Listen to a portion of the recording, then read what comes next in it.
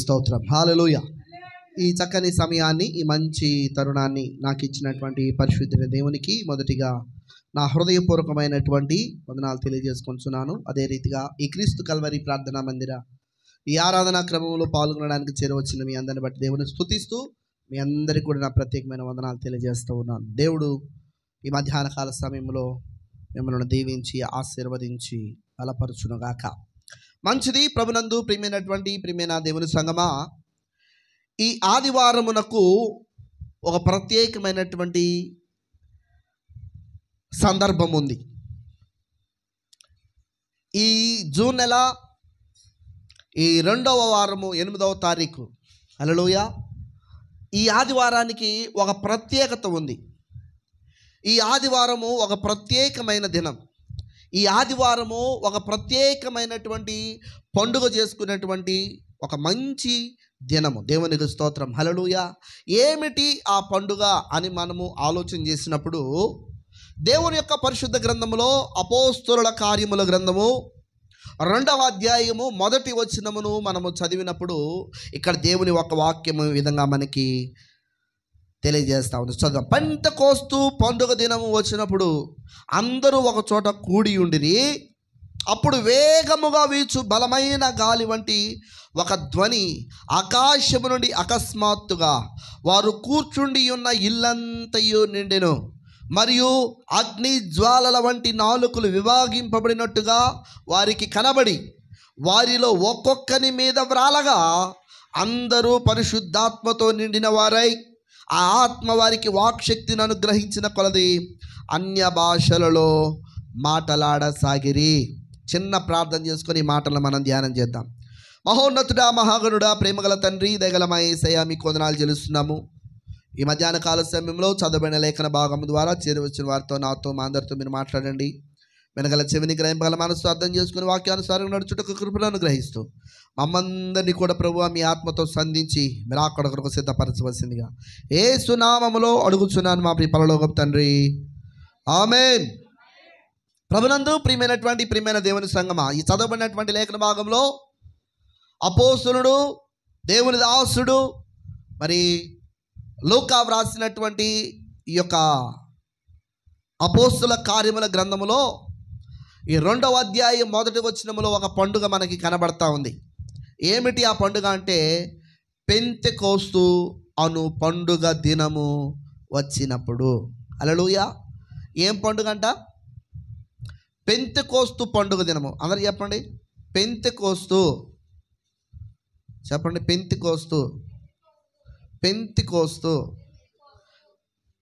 Pentecost అంటే అర్థం ఏంటి అని అంటే, పెంత్ అంటే 5 లేక 50 అనే అర్థం వస్తుంది. హీబ్రూ భాషలో పెంత్ అంటే 5 లేక 50.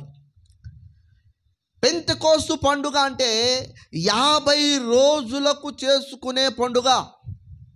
ఎప్పటి నుండి ఎప్పటికి 50? ప్రభువైన యేసుక్రీస్తు వారు ఎప్పుడు సిలువ వేయబడ్డాడు? ప్రభువైన యేసుక్రీస్తు వారు పస్కా పండుగకు మరుసటి రోజున సిలువ వేయబడ్డాడు. పస్కా పండుగ ఎప్పుడు వచ్చింది? శుభ శుక్రవారమునకు ముందు రోజునటువంటి గురువారం రోజు వారు పెంతెకోస్తు పస్కా పండుగను చేసుకున్నారు. పస్కా పండుగ అంటే ఏంటి? నిర్గమాకాండములో వ్రాయబడినటువంటి రీతిగా ఆ పస్కా పండుగ జరపబడేది. ఇశ్రాయేలులు ఐగుప్తు చెరలో నుండి విడిపింపబడిన దినము ఏది? ఈ పస్కా పండుగ దినమునే. దేవునికి స్తోత్రం. ఆ రాత్రికాల సమయంలో పస్కా పండుగను జరుపుకోమని దూత, దేవుని ఆత్మ మోషే ద్వారా ప్రజలందరికీ తెలియజేసింది. ఈ రాత్రికాల సమయంలో మరణ దూత మీ మధ్య సంచరించబోతా ఉంది. ఏమిటి అంటే, ఐగుప్తు యొక్క ప్రతి తొలిచూలు పిల్లలను, ప్రథమ సంతానాన్ని నేను నిర్మూలన చేయబోతున్నాను. అయితే మీరేం చేయాలంటే, మీరు ఒక సిద్ధపరచబడినటువంటి ఒక గొర్రెను తీసుకొని, ఏ లోపము లేనటువంటి ఒక గొర్రెను తీసుకొని ఏ విధమైనటువంటి జబ్బైనను, ఏ విధమైనటువంటి బలహీనతలైనను, రోగములైనను లేనటువంటి ఒక గొర్రె పిల్లను తీసుకొని మీ ఇంటి వారి కొరకు దానిని వధించి దాని రక్తమును మీ ద్వారబంధములకును కిటికీలకును మీరు పూసి, మీరు వధింపబడిన ఆ పశువును మీరు మరి కాల్చుకుని, ఏమండి, పొంగని రొట్టెలను మీరు చేసుకుని ఆహారమును భుజించుచు మీరు గృహములోనే ఉండాలి. బయటకు వచ్చిన వాని గురించినటువంటి వారికి నేను ఉత్తరవాదిని కాదు. ఎందుకనంటే బయట మరణదూత సంచారం చేస్తుంది. మీరు బ్రతికి సుఖముగా జీవించినట్లు, మీరు విడిపింపబడినట్లు మీరేం చేయాలంటే ఆ పస్కాని మీరు ఆచరించాలని నిర్గమాకాండములో మనం చూస్తాం. దేవునికి స్తోత్రం, హల్లెలూయా. ఈ నిర్గమాకాండములో ప్రారంభింపబడినటువంటి ఆ పస్కా ప్రభువైన యేసుక్రీస్తు వారు అప్పగింపబడడానికి ముందు రోజున అది ఆచరింపబడింది. ఆ పస్కా పండుగ రోజునే ప్రభువైన యేసుక్రీస్తు వారు యెరూషలేమునకు వెళ్తూ ఉన్నప్పుడు ఆయన వెళ్ళి అక్కడ ఆ పస్కా పండుగను సిద్ధం చేయమన్నాడు. సిద్ధము చేయమన్నప్పుడు ఆయన వారి కొరకు ద్రాక్షారసమును రొట్టెను విరిచి, ఇది మీ కొరకైన నా శరీరము, నన్ను జ్ఞాపకం చేసుకునడానికి దీన్ని చేయండి అని చెప్పి ఆయన వారికి ఆయన శరీరాన్ని లేదా ఆయన యొక్క రక్తమును ముందుగానే వారికి అర్పించినట్లుగా, అప్పగించినట్లుగా మనం లేఖన భాగాల్లో చూడగలుగుతాం. హల్లెలూయా. అయితే ఆనాడు ఐగుప్తులో నుండి విడిపింపబడిన దినము నుండి 50 రోజులకు వారికి పెంతెకోస్తు పండుగ దినం వచ్చింది. దేవునికి స్తోత్రం, హల్లెలూయా. అలాగే ప్రభువైన యేసుక్రీస్తు వారు కలువరి శిలువలో పస్కా బలి పశువు వలె, వధకు తేబడిన గొర్రె పిల్ల వలె ఆయన వధింపబడిన దినము నుండి 50 రోజులకు ఈ పస్కా పండుగ, పెంతెకోస్తు పండుగ దినము వచ్చింది. దేవునికి స్తోత్రం, హల్లెలూయా. ప్రభువైన యేసుక్రీస్తు వారు మరణించిన దగ్గర నుండి 50 రోజులకు ఈ పెంతెకోస్తు పండుగ దినం. ఇక్కడి నుంచి లెక్కేయండి, మీరు వెనక్కి లెక్కేయండి. వెనక్కి లెక్కేసి ఏప్రిల్ 18వ తారీఖు ఎన్ని రోజులు వచ్చినాయో లెక్కేయండి, మీకు ఆ లెక్క వచ్చేస్తుంది. దేవునికి స్తోత్రం. 50వ రోజు పెంతెకోస్తు పండుగ దినం. ఏంటి పెంతెకోస్తు పండుగ దినము అంటే, ప్రభువైన యేసుక్రీస్తు వారు పునరుత్థానుడై తిరిగి లేచిన తర్వాత, ఆయన సమాధిని జయించి తిరిగి లేచిన తర్వాత 40 రోజులు ఆయన తనను తాను అనేకులకు ప్రత్యక్షపరుచుకున్నాడు. అనేకులకు ఆయన తనను తాను కనపరుచుకున్నాడు. తన శిష్యులకు, తన శిష్యురాండ్రకు, ఏమండి, అనేకులకు ఆయన ప్రత్యక్షపరుచుకొని లోకాసు వార్త 24వ అధ్యాయం 48వ వచనంలోకి వచ్చేసరికి ఆయన ఒలీవల కొండ మీదకు వచ్చి ఆయన ఆరోహణుడై వెళ్ళిపోతూ వారికి ఒక సందేశాన్ని ఇచ్చాడు. చూద్దాం ఒకసారి ఆ మాటలు. చూడండి, లోకాసు వార్త 24వ అధ్యాయం 48, 49 వచనాలు. ఈ సంగతులకు మీరే సాక్షులు. ఇదిగో నా తండ్రి వాగ్దానము చేసినది మీ మీదకి పంపుచున్నాను. మీరు పైనుండి శక్తి పొందు వరకు పట్టణంలో నిలిచి ఉండుడని వారితో చెప్పాను. ఆయన బేతనియ వరకు వారిని తీసుకొని పోయి చేతులెత్తి వారిని ఆశీర్వదించును. వారిని ఆశీర్వదించుచుండగా ఆయన వారిలో నుండి ప్రత్యేకింపబడి పరలోకమునకు ఆరోహణుడాయను. వారు ఆయనకు నమస్కారము చేసి మహా ఆనందముతో యెరూషలేమునకు తిరిగి వెళ్ళి ఎడతెగక దేవాలయములో ఉండి దేవుని స్తోత్రము చేయుచుండిరి. దేవునికి స్తోత్రం, హల్లెలూయా. ఇప్పుడు అపోస్తల కార్యముల గ్రంథం 1వ అధ్యాయము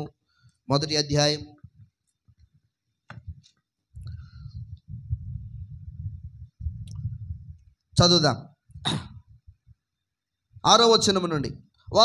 కాబట్టి వారు కూడి వచ్చినప్పుడు, ప్రభువా, ఈ కాలమందు ఇశ్రాయేలునకు రాజ్యము మరలా అనుగ్రహించదవా అని ఆయనను అడుగగా, ఆయన కాలములను సమయములను తండ్రి తన స్వాధీనమందుంచుకొని ఉన్నాడు.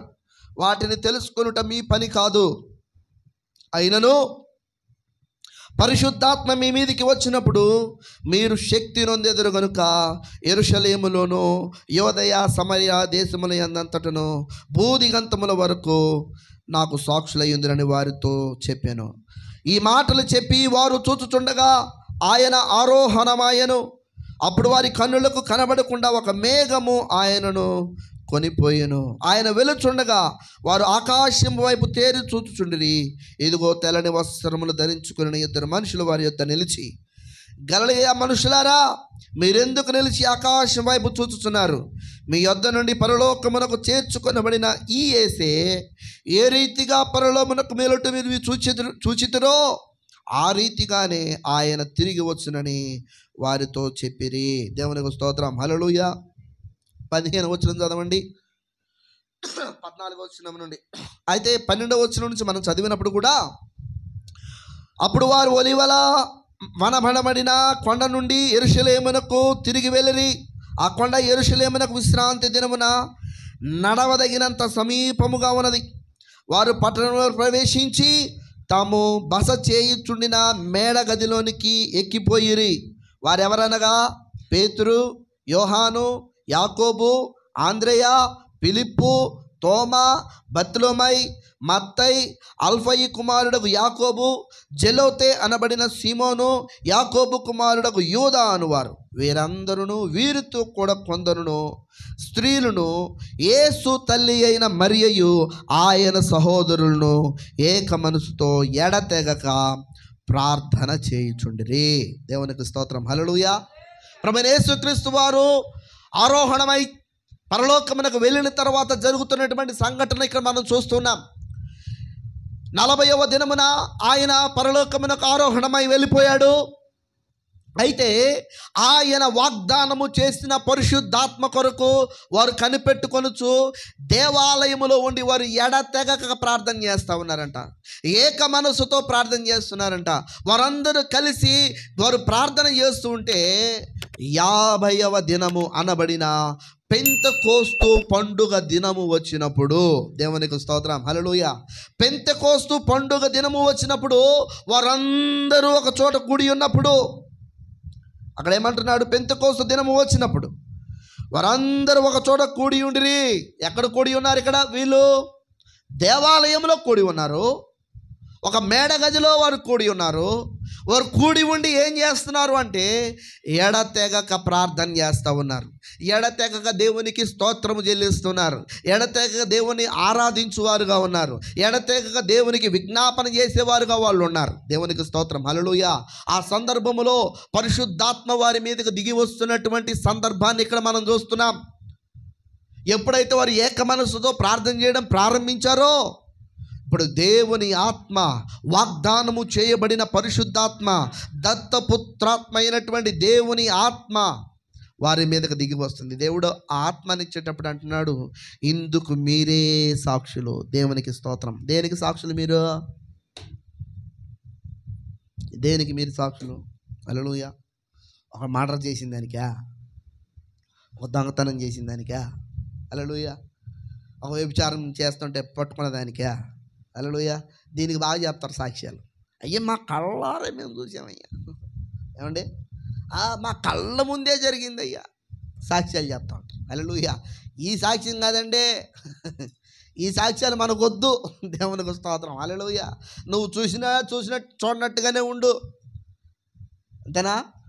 నువ్వు చూసినా చూడనట్టుగానే ఉండు. నీకెందుకు లేనిపోయింది కోర్టుల చుట్టూ, పోలీసుల చుట్టూ తిరిగి నీ జీవితాన్ని, నీ కాలాన్ని, నీ సమయాన్ని వ్యర్థపుచ్చుకోనకుండా అటు జోలికి పోకుండా ఉంటేనే మంచిది. దీనికి మీరే సాక్షులు అంటున్నాడు. దేనికి సాక్ష్యమో? ప్రభువైన యేసుక్రీస్తు వారు పునరుత్థానుడై తిరిగి లేచాడని, ఆయన మాకు కనబడ్డాడని, ఆయనని మేము స్పృశించాము, ఆయనని తాకాము, ఆయనతో కలిసి మేము భోజనం చేశాము, ఆయన మాతో కలిసి అన్ని విధాలుగా, అన్ని రకాలుగా ఆయన మాతో కలిసి ఉన్నాడు. ఇప్పుడు మేమందరము చూస్తుండగానే ఆయన ఆరోహణమై పునరుత్థానుడై తిరిగి పరలోకానికి వెళ్ళిపోయాడు. ఆయన ఆరోహణమై వెళ్ళిపోయాడు అనే వాటికి మీరు సాక్షులు. దేవునికి స్తోత్రం. ఈ సాక్ష్యం చెప్పాలంటే మీకు ఒక శక్తి కావాలా? ఈ సాక్ష్యం చెప్పాలంటే మీకు ఒక బలం కావాలా? ఈ సాక్ష్యం చెప్పాలంటే మీకు ఒక ధైర్యం కావాలి. ఎక్కడి నుంచి వస్తుంది ఈ ధైర్యం అంటే నేనిచ్చు పరిశుద్ధాత్మతో. దేవునికి స్తోత్రం. హల్లెలూయా. హల్లెలూయా. ఇప్పుడు వారందరూ కూడా ఏక మనసుతో ప్రార్థన చేస్తున్నారు. దేని కొరకు? దేవుడు మా కొరకు వాగ్దానం చేశాడు, వాగ్దానపు పరిశుద్ధాత్మను మాకు అనుగ్రహిస్తాడని. దేవునికి స్తోత్రం. హల్లెలూయా. 50వ రోజు అనబడుతున్నటువంటి ఈ పెంతెకోస్తు పండుగ దినమున దేవుడు పరిశుద్ధాత్మను ఆయన ప్రేమించిన, ఆయన కొరకు కనిపెట్టుకొని ఉన్న, ఆయన కొరకు ప్రార్థిస్తున్న, ఆత్మ కొరకు ఆసక్తితో ప్రయాసపడుతున్నటువంటి ఆ 120 మందికి ఆయన పెంతెకోస్తు పండుగ దినముననే ఆయన ఆత్మను కుమ్మరించాడు. దేవునికి స్తోత్రం. హల్లెలూయా. ప్రభునందు ప్రియమైనటువంటి దేవునిలారా, ఈ పెంతెకోస్తు పండుగ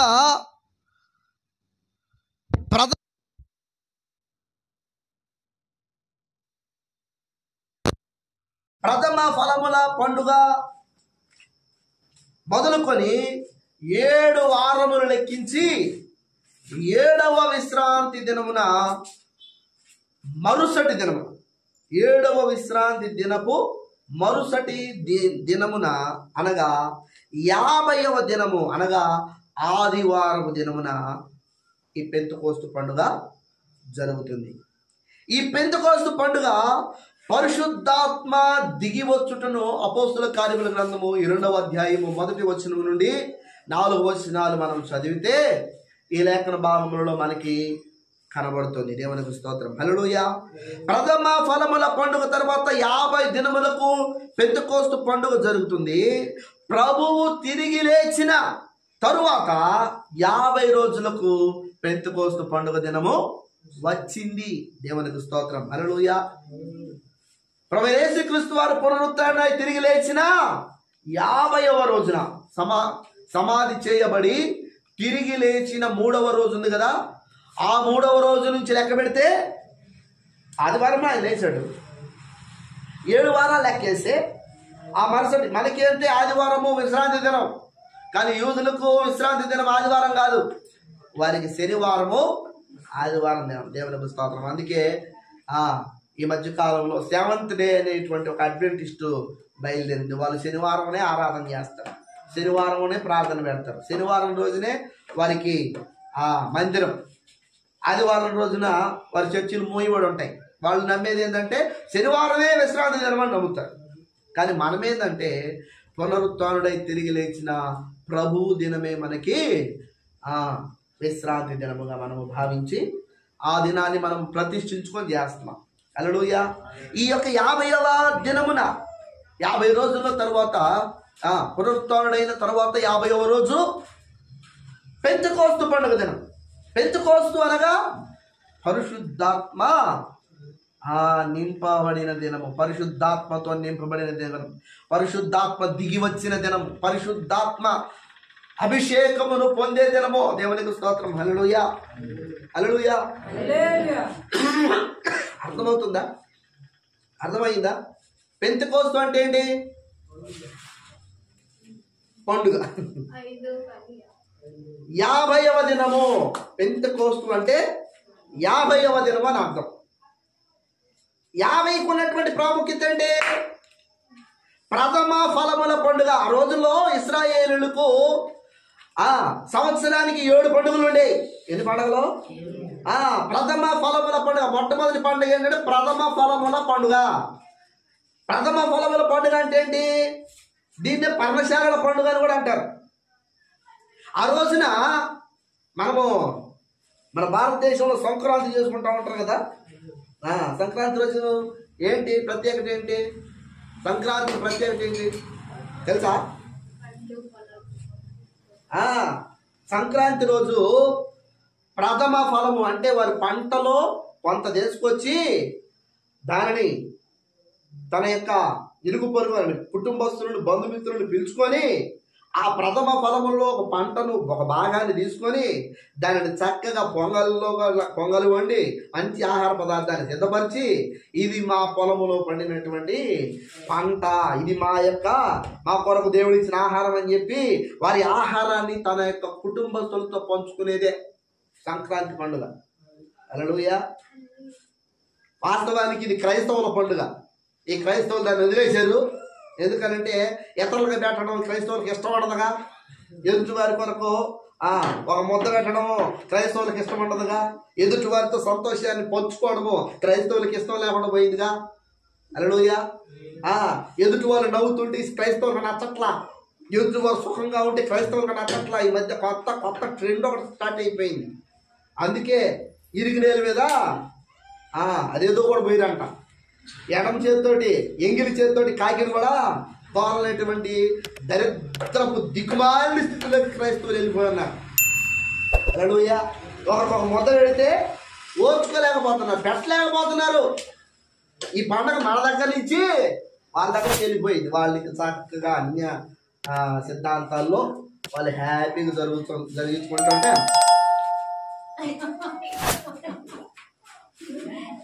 మూతులు సప్పరించుకుంటా మాకు లేకపోయిందే అని దేవునిచ్చుకుంటా తిరుగుతా ఉన్నాం మనం. దేవునికి స్తోత్రం. హల్లెలూయా. ఈ సత్యం నాకు తెలీదు.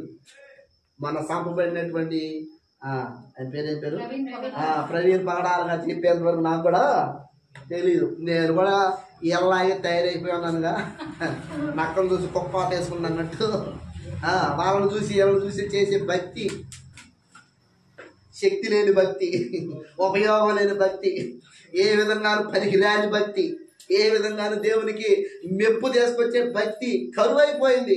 మీ జాతితో ఆ జాతితో నేను కూడా బాగుంటుంది. హల్లెలూయా. కానీ దేవుడు ఒక జ్ఞానాన్ని, ఒక ప్రత్యక్షతను దేవుడు ఇచ్చాడు. ప్రథమ ఫలముల పండుగ.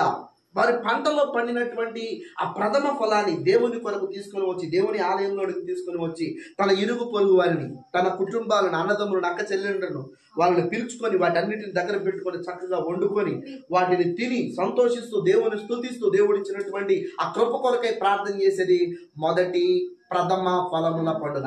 ఆ పండుగ నుండి మొదలుకొని 50వ రోజు పెంతెకోస్తు పండుగ దినము. హల్లెలూయా. ప్రభువైన యేసుక్రీస్తు వారు కూడా ప్రథమ ఫలముగా మన కొరకు అర్పణముగాను బలిగాను అర్పింపబడ్డాడు. హల్లెలూయా. అందుకే నేనే నిజమైన ఆహారమును. హల్లెలూయా. నేనే మీకు నిజమైన ఆహారాన్ని. నన్ను తినువాడు నా యందును, నేను వాని యందును నిలిచి ఉందము. దేవునికి స్తోత్రం. నన్ను తినువాడు నిశ్చయముగా నిత్య జీవము కలిగిన వాడు. దేవునికి స్తోత్రం. హల్లెలూయా. వాగ్దానం చేసి తనను తాను అర్పించుకున్న ప్రభువైన యేసుక్రీస్తు వారి ఆ వధ దినము నుండి, పునరుత్థాన దినము నుండి 50వ రోజు పునరుత్థాన దినము అనగా పెంతెకోస్తు పండుగ దినము అనగా 50వ రోజు. దేవునికి స్తోత్రం. హల్లెలూయా. 50వ రోజు అట్టొచ్చట వెళ్ళిపోలా. దేవునికి స్తోత్రం. హల్లెలూయా. ఆ సంఘములో ఒక ఉజ్జీవాన్ని తీసుకొని వచ్చింది. ఆ సంఘములో ఒక బలమైన కార్యాన్ని దేవుడు జరిగించాడు. ఎప్పుడు ఎన్నడు ఎక్కడ కని విని ఎరుగినటువంటి ఒక అద్భుతాన్ని దేవుడు ఆ యొక్క పెంతెకోస్తు పండుగ దినమున ఆ శిష్యుల దగ్గర జరిగించాడు. దేవునికి స్తోత్రం. హల్లెలూయా. ప్రభునందు ప్రియమైనటువంటి బిడ్డలారా, వాళ్ళందరూ కూడి ఉండి ప్రార్థన చేస్తూ ఉంటే పెంతెకోస్తు పండుగ దినమున దేవుని యొక్క ఆత్మ వారి మీదకు దిగి వచ్చింది. ఒక బలమైన గాలి వలె ఒక ఆత్మ వారి మీదకు దిగి వచ్చింది. ఆకాశం నుండి అగ్ని వారి మీద కురిసినట్లుగా, ఒక నాలుకలు విభాగింపబడినట్లుగా వారి మీద ఒక్కొక్కరి మీద రాలిందంట. దేవునికి స్తోత్రం. హల్లెలూయా. ఒక్కొక్కరి మీదకి ఆ పరిశుద్ధాత్మ శక్తి వచ్చినప్పుడు వారందరూ ఆత్మతో నింపబడ్డారు. వారందరూ పరిశుద్ధాత్మతో నింపబడి అన్య భాషలు మాట్లాడడము ప్రారంభించారు. దేవునికి స్తోత్రం. హల్లెలూయా. ప్రభునందు ప్రియమైనటువంటి ప్రియమైన దేవుని బిడ్డలారా, మనకు తెలియని భాష మనకి అన్య భాష. హల్లెలూయా. ప్రభునందు ప్రియమైనటువంటి బిడ్డలారా, నేను చదువుకొని 7వ తరగతి వరకే. ఆ తర్వాత 10th కట్టి రాశా. వాళ్ళు చక్కగా స్లిప్పులు ఇస్తే చూసి రాశాను కాబట్టి మంచి మార్కులతో 10th క్లాస్ పాస్ అయ్యాను. దేవునికి స్తోత్రం. హల్లెలూయా. ప్రభునందు ప్రియమైనటువంటి బిడ్డలారా, నాకు తెలుగు తప్పితే ఇంగ్లీష్ కానీ హిందీ కానీ ఏమీ రావు. హల్లెలూయా. కానీ దేవుని మహాప్రభు చేత ఇంగ్లీషు చక్కగా చదవగలను, రాయగలను, తిరిగి మాట్లాడలేదు. అదొకటే నాకు ఉన్నటువంటి మైనస్. దేవునికి స్తోత్రం. హల్లెలూయా. ప్రభునందు ప్రియమైనటువంటి బిడ్డలారా, హిందీ మాట్లాడుతుంటే చక్కగా తర్జుమా చేయగలను, కానీ తిరిగి మాట్లాడలేదు. దేవునికి స్తోత్రం. అన్య భాష. ఇక్కడ పెంతెకోస్తు పండుగ దినమున అక్కడ జరిగినటువంటి ఆ కొన్ని సందర్భాలను మీకు పరిచయం చేసి నేను ముందుకి వెళ్ళడానికి ప్రయత్నం చేస్తాను. దేవునికి స్తోత్రం. హల్లెలూయా. చూడండి 5వ వచనం నుండి, ఆ కాలమున ఆకాశము క్రింద నుండి ప్రతి జనములో నుండి వచ్చిన భక్తి గల యూదులు ఆ యెరూషలేములో కాపురముండిరి. ఈ శబ్దము కలుగగా జనులు గుంపులుగా కూడి వచ్చి ప్రతి మనుషుడు తన తన స్వభాషతో వారు మాట్లాడుట విని కలవరపడిరి. అంతటా వారందరూ విభ్రాంతి నొంది ఆశ్చర్యపడి, ఇదిగో మాట్లాడుచున్న వీరందరూ గలిలయులు కారా? మనలో ప్రతివాడు తాను పుట్టిన దేశపు భాషతో వీరు మాట్లాడుట మనము వినుచున్నామే. ఇదేమి పార్థీయులు, మాదీయులు, ఎలామీయులు, మెసొపొతామియా, యోదయ, కప్పదొకియా, పొంతు, ఆసియా, ఫ్రుగియా, పంపులియా, ఐగుప్తు అను దేశములందలి వారు, కురేని దగ్గర లిబియా ప్రాంతపు వారు, ఆ ప్రాంతముల యందు కాపురమున్నవారు, రోమా నుండి పరవాసులుగా వచ్చిన వారు, యూదులు, యూదా మత ప్రవిష్టులు, క్రేతీయులు, అరబీయులు మొదలైన మనమందరమును వీరు మన భాషతో దేవుని గొప్ప కార్యములను వివరించుట వినుచున్నామని చెప్పుకొనిరే. అందరూ విభ్రాంతి నొంది ఎటు తోచక ఇదేమగును అని ఒకడితో ఒకడు చెప్పుకొనిరే. దేవునికి స్తోత్రం. హల్లెలూయా. దేవుని యొక్క అద్భుత కార్యములను, ఆశ్చర్యమైన కార్యములను, మహత్ కార్యములను, సూచక్రియలను, ఆయన చేసిన గొప్ప గొప్ప సంగతులన్నిటినీ వీరికి రాని భాషతో, అవతలి వారికి వచ్చిన భాషతో వీరు మాట్లాడడం వాళ్ళు విన్నారు. దేవునికి స్తోత్రం. ఈ విన్న వారందరూ ఎవరు? ఆడ రాయబడినటువంటి మాటల ప్రకారము యోదయాలో వాళ్ళు ఏమంటున్నారు? యూదులలో భక్తి గల యూదులు. ఎవరంట? భక్తి గల యూదులు యెరూషలేములో వచ్చి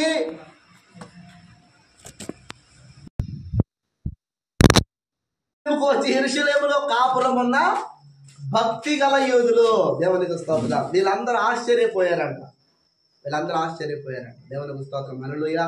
ప్రభునందు ప్రియమైనటువంటి బిడ్డగా, ఈ మధ్యాహ్న కాల సమయంలో నిన్ను చూసి అనేకులు ఆశ్చర్యపడే రీతిలో దేవుడు నిన్ను ఆశీర్వదించాలని ఆశపడుతున్నాడు. చప్పట్లు కొట్టండి.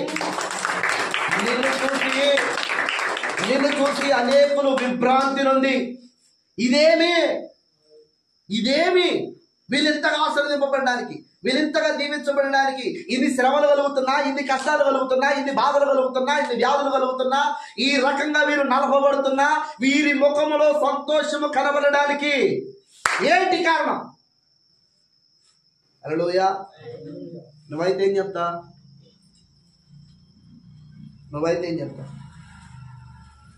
ఎవరు దీనికి కారణం? నువ్వు వండవమ్మా. ఎవరికి తెలియదా నీకు? అంటే మీకు బాధ కలుగుతుంది, అయినా ఎక్కడో సంతోషం ఉంది.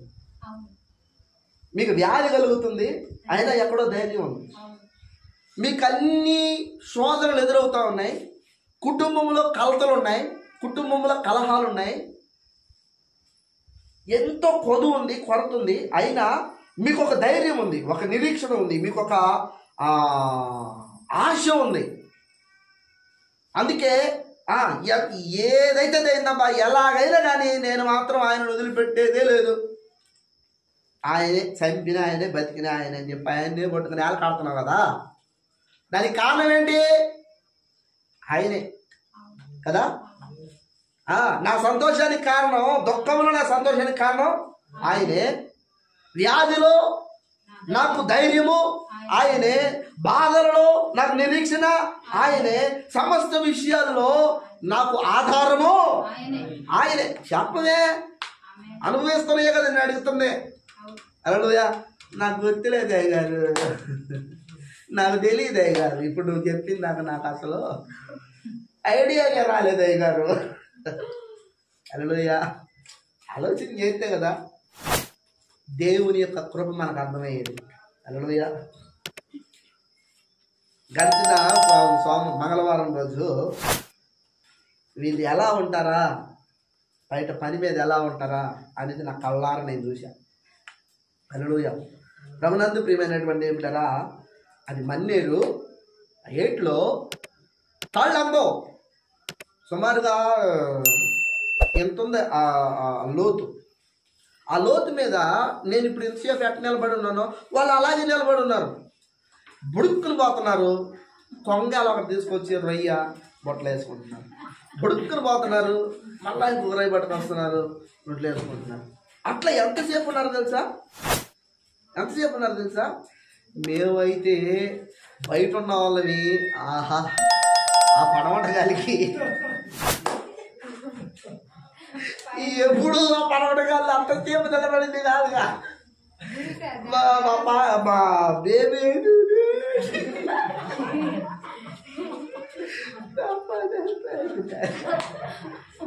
వీళ్ళేమో హ్యాపీగా బుడపడి కదా బుడిక్కులు వచ్చినట్టుగా చాలాసేపు అండి. నేను కూడా బావుల్లో ఎత్తుకొట్టిన అనుభవం నాకు ఉంది, కానీ అంతసేపు నేను ఇప్పుడు లేనే. ఒకవేళ అంతసేపు కొట్టే పిక్కలో ఎక్కడికక్కడ కండెలు పట్టేసి నీళ్ళు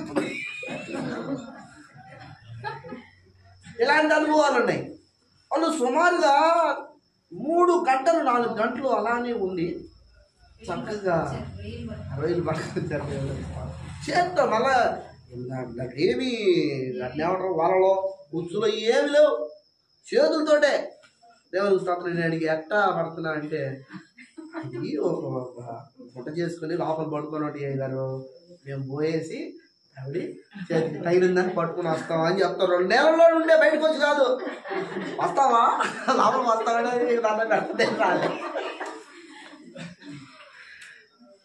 ఎందుకు చెప్తున్నారంటే వారికి అంత శక్తిని, అంత ఆరోగ్యాన్ని, అంత బలాన్ని ఎవరిచ్చారు? వారికి. నాకు తేడా ఏంది?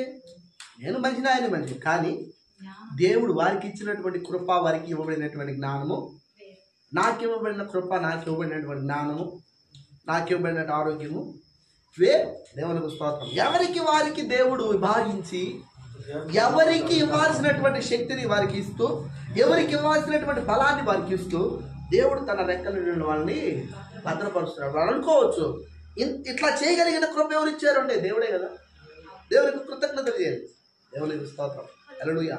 పెంతెకోస్తు పండుగ దినము అంటే పరిశుద్ధాత్మతో నింపబడినటువంటి దినము, ఆత్మ చేత అభిషేకింపబడినటువంటి దినము. హల్లెలూయా. పెంతెకోస్తు పండుగ దినము అంటే దేవుని యొక్క స్వరూపములోనికి మనము మార్చబడడానికి ఆయన తన ఆత్మను మనకు అనుగ్రహించినటువంటి పరిశుద్ధమైన దినము. దేవునికి స్తోత్రం. ఈ పెంతెకోస్తు పండుగ దినముననే దేవుడు అద్భుతాన్ని సంఘములో ప్రారంభించాడు. ఈ పెంతెకోస్తు పండుగ దినమునే సంఘాన్ని దేవుడు నిర్మించడం ప్రారంభించాడు. ఈ పెంతెకోస్తు పండుగ దినముననే సంఘమునకు పునాదులు వేశాడు దేవుడు. దేవునికి స్తోత్రం. హల్లెలూయా. అప్పటి వరకు యేసు ప్రభువు అంటే ఎవరో నాకు తెలియదు, ఆయన ఎవరో నేను ఎరుగను అని ముమ్మారు అబద్ధమాడి పశ్చాత్తాపముతో కుమిలిపోతూ ప్రార్థన చేస్తున్నటువంటి పేతురు లేచి నిలబడాడు. అతడు పామరుడు, అతడు విద్య లేనివాడు, అతడు జాలరిగా ఉన్నటువంటి వ్యక్తి. దేవునికి స్తోత్రం. ఇప్పుడు నిలబడి మాట్లాడుతుంటే అతడి జ్ఞానానికి అక్కడ ఉన్నటువంటి యోధా మత ప్రవృత్తులకు మతిపోయింది. హల్లెలూయా. ఎక్కడిదిరా ఈ జ్ఞానము? ఎక్కడి నుంచి వచ్చిందిరా ఇంత ప్రావీణ్యత? ఎక్కడి నుంచి వచ్చిందిరా ఇతనికి ఇంత ప్రత్యేకమైనటువంటి ఆ యొక్క విద్య? హల్లెలూయా. ఎవరిచ్చారు? ఆయనకి ఇచ్చింది దేవుడు. నీ గీడా. హల్లెలూయా. హల్లెలూయా. ఎందుకు? సేవకుడి మీద పడి ఆవడం. హల్లెలూయా. ప్రార్థన చేస్తే ఆ సేవకునికి ఇచ్చిన ఆత్మ నీకు ఇవ్వడా? నువ్వు ప్రార్థన చేస్తే దేవుని దగ్గర బతిమలాడితే ఆ సేవకునికి ఇవ్వబడినటువంటి కృప నీకు ఇవ్వబడదా? హల్లెలూయా. ఇంకా ఎంతకాలం మనం ఒకళ్ళ మీద ఆధారపడతాం? అంతేనా? ఇప్పుడు నా బాధ ఏందంటావు? నా బాధ ఏంది? భాషమ్మ నువ్వు చెప్పు. నా బాధ ఏంది? నన్ను వాళ్ళు అంటున్నారనా? అది నువ్వు కూడా చెప్పవా? నాలాగా మీరు మార్చబడాలి. నేనున్న స్థితిలోనికి మీరు రావాలని నా కోరిక. లేదు నేను పాలబుడ్డి విశ్వాసిగా నేను ఉంటాను. హల్లెలూయా. పాలబుడ్డి విశ్వాసి ఎప్పుడు ఎలా ఉంటది తెలుసా?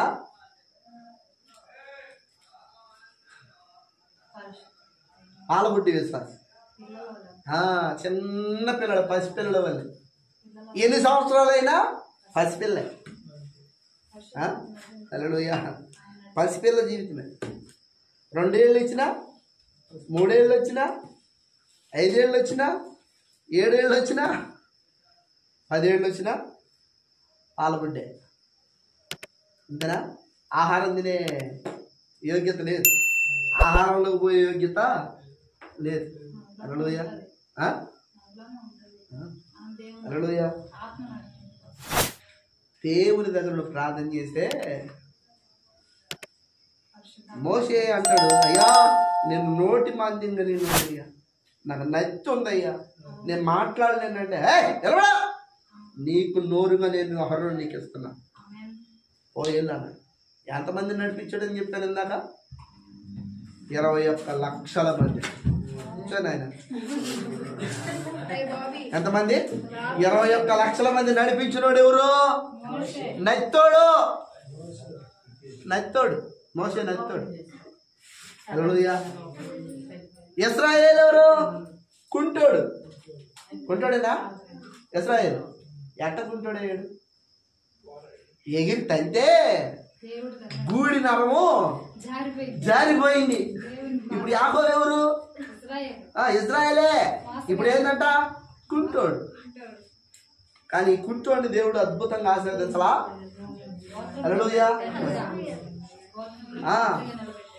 పౌలు భక్తుడు అంటున్నాడు, నాకు ఒక ముళ్ళు ఉందని. ఏ ముళ్ళు? పలానా వ్యాధి అని, పలానా రోగం అని, పలానా ఇదని చెప్పవాలేదు, కానీ నాకు ఒక ముళ్ళు ఉంది, నేను ప్రార్థన చేస్తున్నాను, అయ్యా ఈ ముళ్ళు నాకు తీసేయంటే దేవుడు అన్నాడంట, నా కృప నీకు చాలు. అందుకే అపోస్తలుడైన పౌలు అంటున్నాడు, నా బలహీనతల యందే నేను బలవంతుణ్ణే.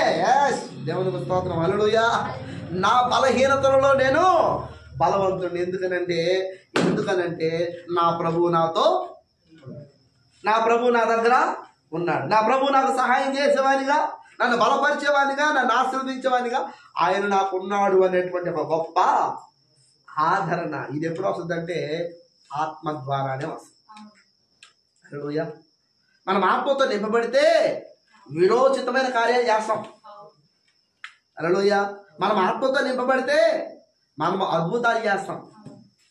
మనము చేసే వారముగా దేవుడు మనల్ని ఉంచుతాడు. హల్లెలూయా.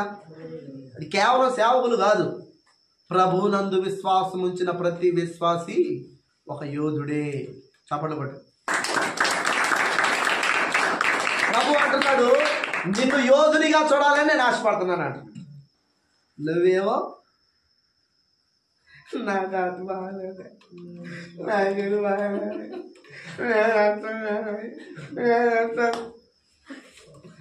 ఇదే కదా రక్షింపబడిన దగ్గర నుంచి ప్రార్థన. ఈరోజు నేను నీ కొరకు నిలబడతాను ప్రభా, నేను నీ కోసం నిలబడతాను ప్రభా, నీ పాత్రగా నన్ను నేను ఇస్తాను. హల్లెలూయా. శుక్రవారం రోజున ఒక వర్తమానం విన్నాను. దేవునికి స్తోత్రం.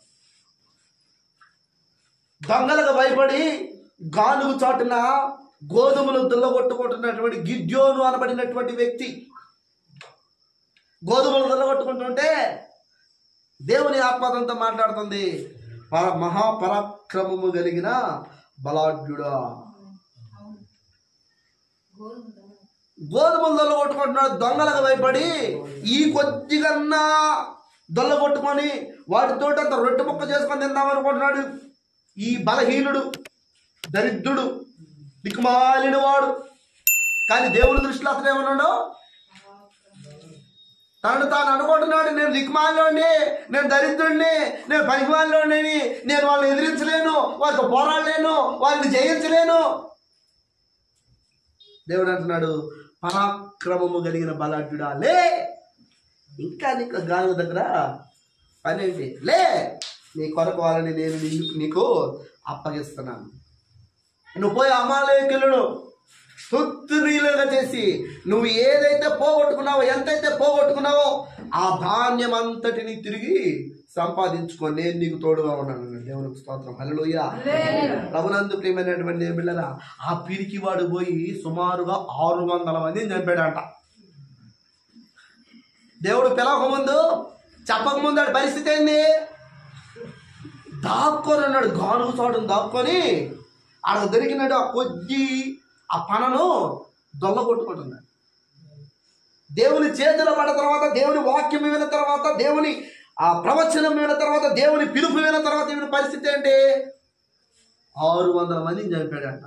హల్లెలూయా. ఎవరు వాళ్ళు? శత్రువులని చెప్పవే. అతను చంపింది ఎవరిని? శత్రువుని. మరి నీ శత్రువు ఎవరు? నీ భయం కాదా? నీ శత్రువు ఎవరు? నీ దరిద్రత కాదా? నీ శత్రువు ఎవరు?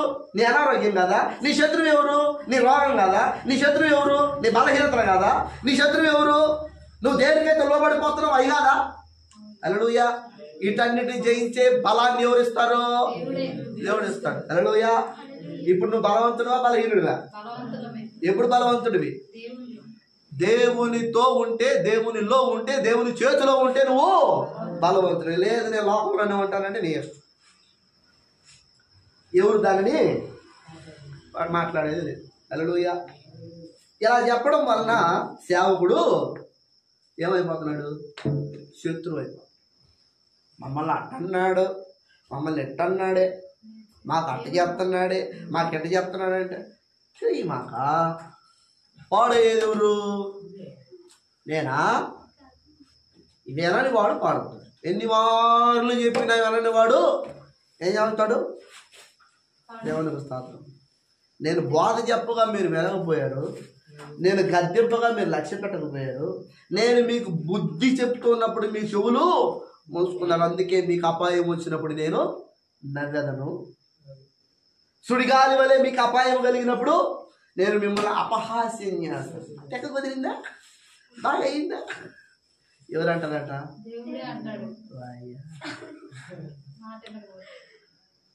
మరి ఆ దినం రాకముందే మనం మనల్ని మార్చుకోవడం తప్ప? హల్లెలూయా. మనల్ని మార్చుకోవడము అన్యాయమా? మార్చాలని చూడటము ద్రోహమా? నేను చేస్తున్నటువంటి పాపమా? ఒకవేళ నేను పాపం చేస్తే నేను ఎవరి చేతిలో పడ్డాను? మనుషుల చేతిలో కాదుగా. మనుషుల చేతిలో పడితే 2 దెబ్బలు కొట్టి 3 గుద్దులు గుద్ది 2 పోట్లు పొడిచి కసా కసా కస వదిలేస్తారు. అవునా? కానీ దేవుని చేతిలో పడితే